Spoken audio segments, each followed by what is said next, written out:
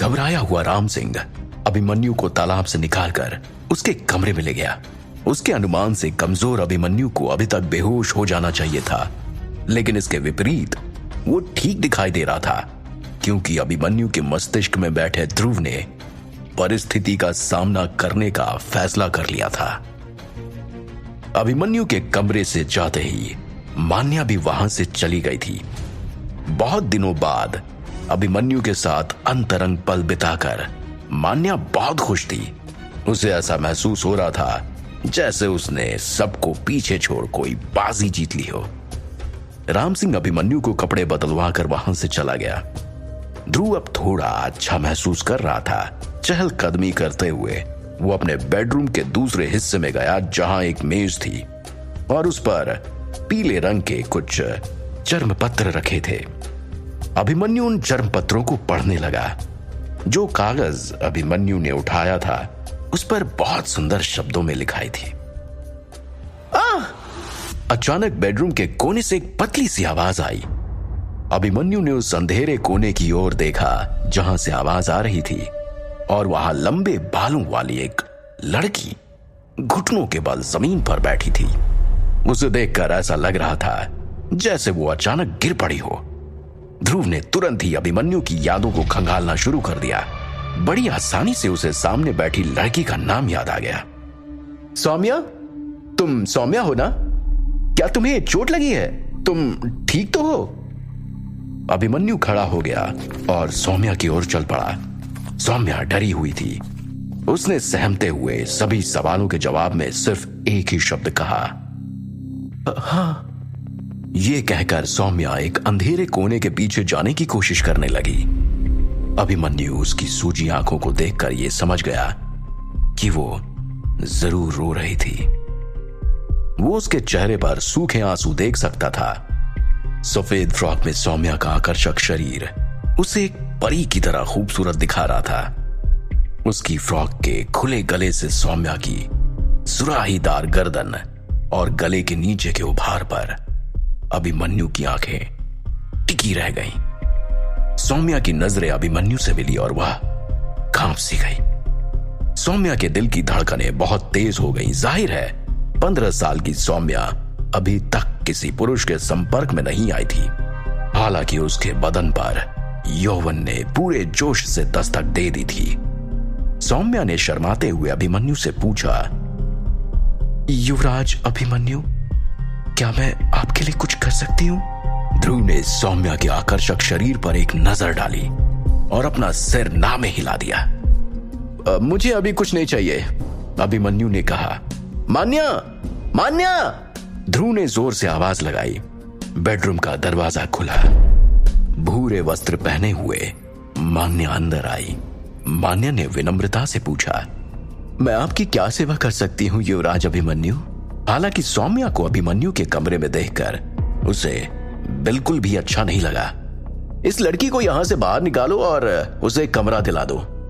इतना बोलते हुए अभिमन्यु एक सेकंड के लिए रुका।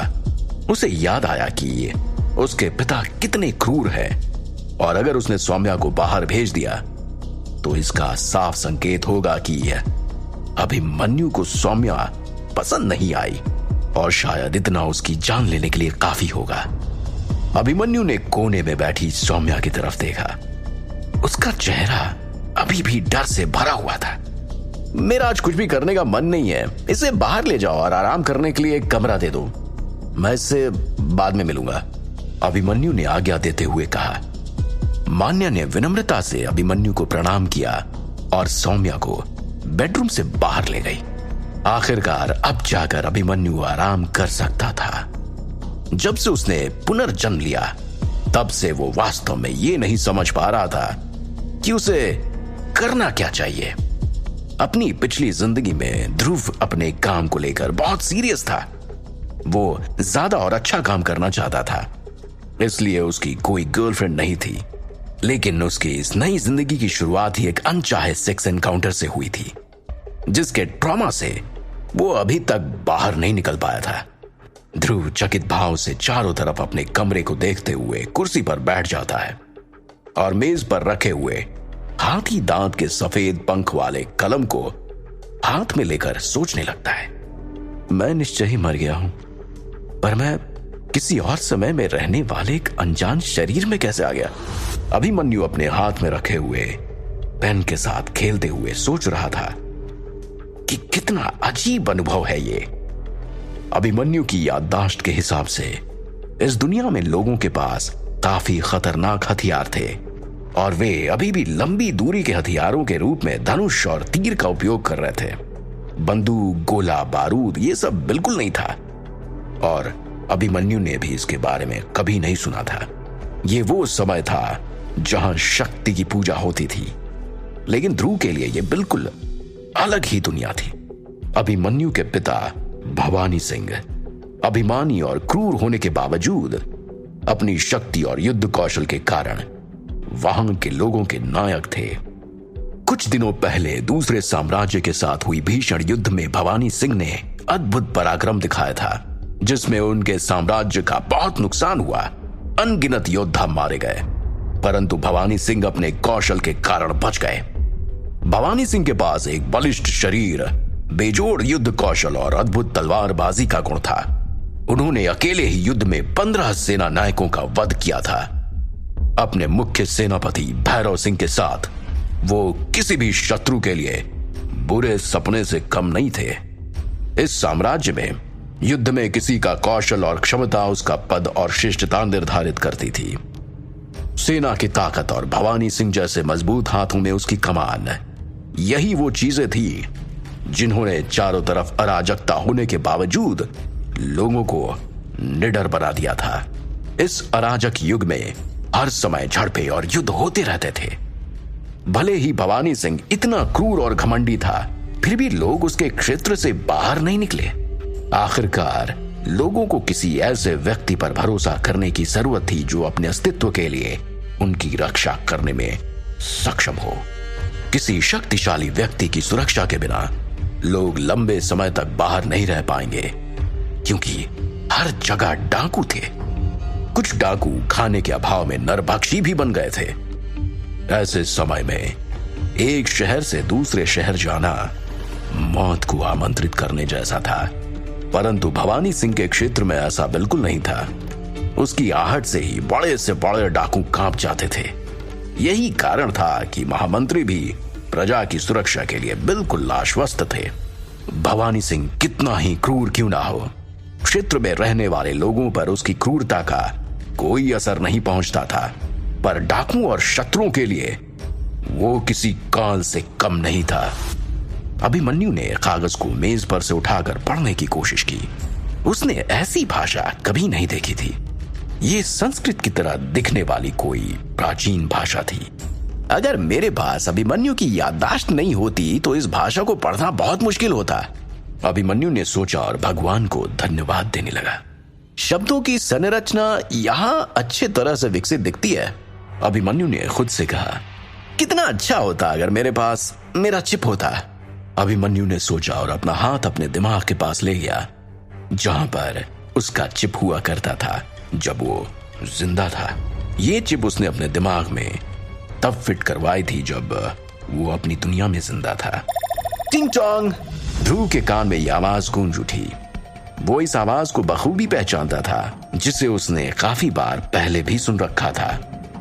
यह आवाज उसके चिप के एक्टिवेट होने की थी। आपकी सेवा में चिप नंबर 18907। मैं एप्पल कंपनी द्वारा बनाई गई हूं। मैं आपके लिए क्या कर सकती हूं? अभिमन्यु के दिमाग में एक प्यारी सी महिला आवाज बोल रही थी। ध्रुव इससे हैरान नहीं था, क्योंकि वो जानता था कि ये चिप की विज्ञान ध्वनि है। यह स्वागत संदेश की तरह ही था, जैसे टीवी स्क्रीन पर चालू करने पर दिखाई देता है। हालांकि चिप के पास कोई अपना दिमाग नहीं था।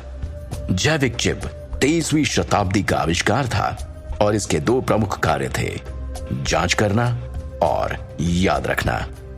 यह चिप जो भी देखता था उसे समझकर बखूबी याद कर लेता था, और ये एक औसत मस्तिष्क की समझ और याद रखने की क्षमता से 100 गुना ज्यादा काबिल था।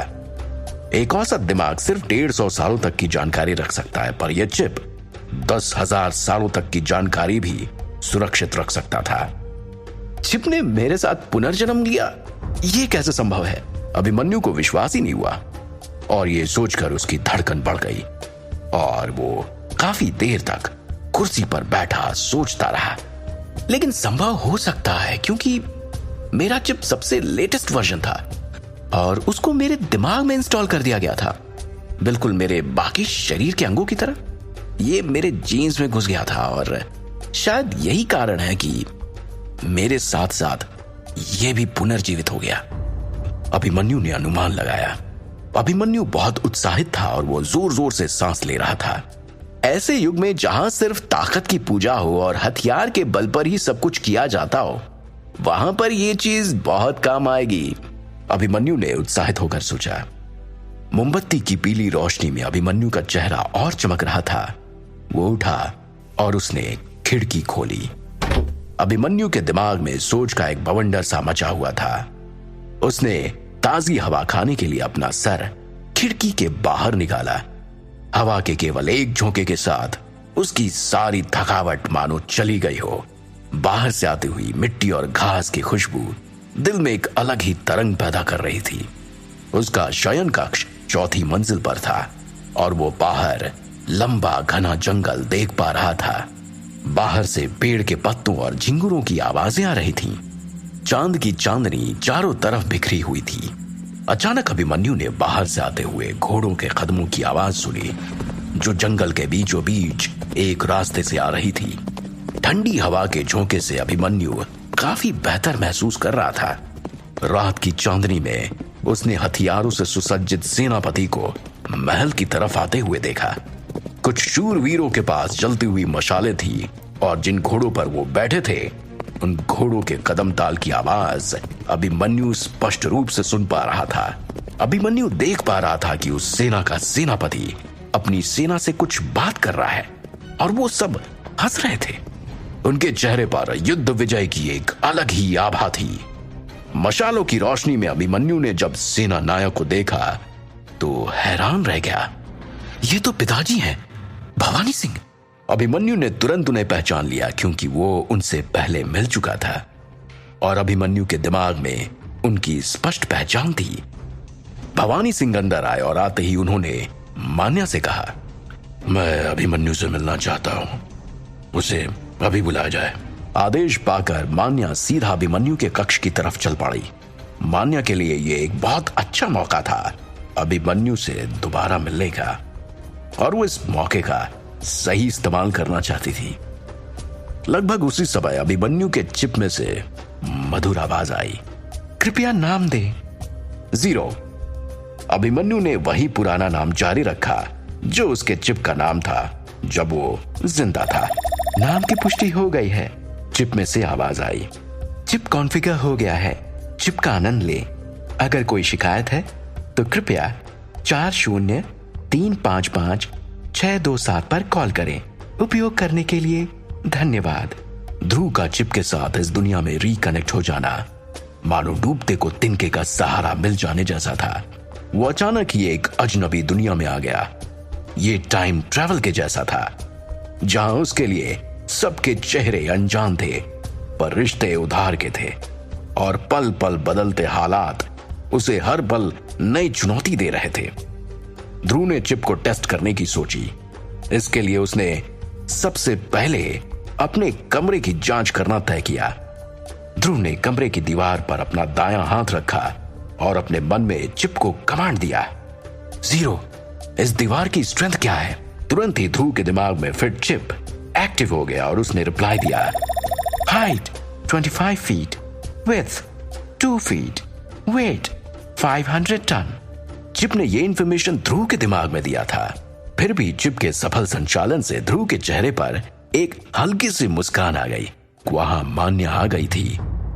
दरवाजे की ओट में खड़ी होकर उसने देखा कि अभिमन्यु अपने आप ही मुस्कुरा रहा है। वो ये सब आश्चर्यचकित रूप से देख रही थी।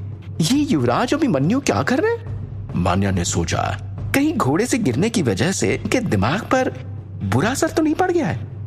ये खुद से क्या कह रहे हैं और अपने में ही क्यों मुस्कुरा रहे हैं? ये सोचते सोचते मान्या ने दरवाजे पर हाथ रखा और दरवाजा एक जोर की आवाज के साथ खुल गया।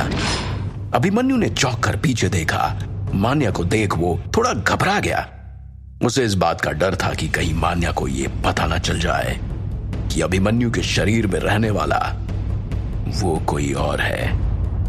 कहीं अभिमन्यु की पोल तो नहीं खुल जाएगी, कहीं ये पता तो नहीं चल जाएगा कि वो अभिमन्यु नहीं बल्कि कोई बहरूपिया है।